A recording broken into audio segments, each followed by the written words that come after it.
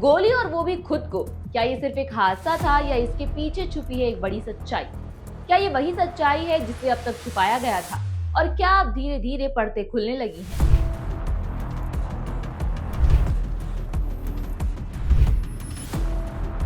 Hello everyone, मैं हूं आरती और आप देख रहे हैं आपकी खबर। दोस्तों, ये मामला अब सिर्फ एक हादसे तक सीमित नहीं रह गया।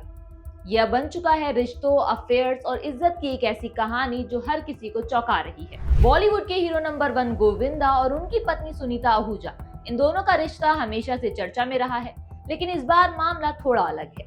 हाल ही में सुनीता आहूजा लाफ्टर शेफ्स में बतौर गेस्ट पहुंची, जहां माहौल मस्ती का था, लेकिन बातों बातों में उन्होंने कुछ ऐसा कह दिया जिसने पूरे इंटरनेट पर हड़कंप मचा दिया। शो के दौरान जब बात चली रिश्तों और इज्जत की, तो सुनीता ने मुस्कुराते हुए कहा, जो आदमी अपनी पत्नी की इज्जत करता है वही असली हीरो होता है, और जब तीसरी पार्टी आ जाती है तो वो खुद को ही गोली मार लेता है। अब ये सिर्फ मजाक था या एक सीधा इशारा? बस यही सवाल सोशल मीडिया पर ट्रेंड कर रहा है। इस दौरान वहां मौजूद थे भांजे कृष्णाभिषेक और उनकी पत्नी कश्मीर आशा। जब कृष्णा ने कहा, मुझे समझ नहीं आ रहा मैं किसका साथ दूं, तो सुनीता ने हंसते हुए जवाब दिया कि कांपते कांपते लोग भी गायब हो जाते हैं।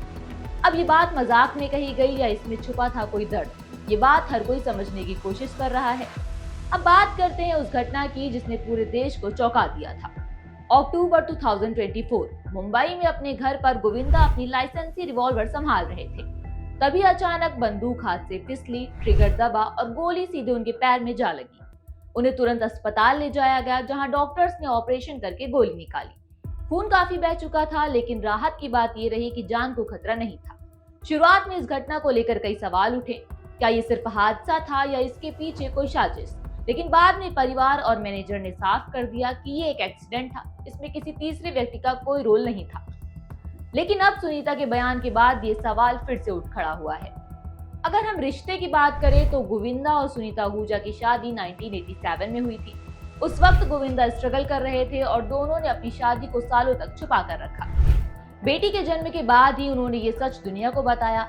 आज इनके 2 बच्चे हैं, टीना आहूजा और यशवर्धन आहूजा। लेकिन अब जो बातें सामने आ रही हैं वो इस रिश्ते की एक अलग ही कहानी बता रही हैं। सुनीता ने कई बार इशारों में ये कहा है कि गोविंदा की लाइफ में तीसरी पार्टी रही है। अब ये सिर्फ अफवाह है या सच्चाई, ये तो वही जानते हैं। लेकिन एक बात साफ है, जब पत्नी इस तरह के बयान देने लगे तो मामला कहीं ना कहीं गंभीर जरूर होता है।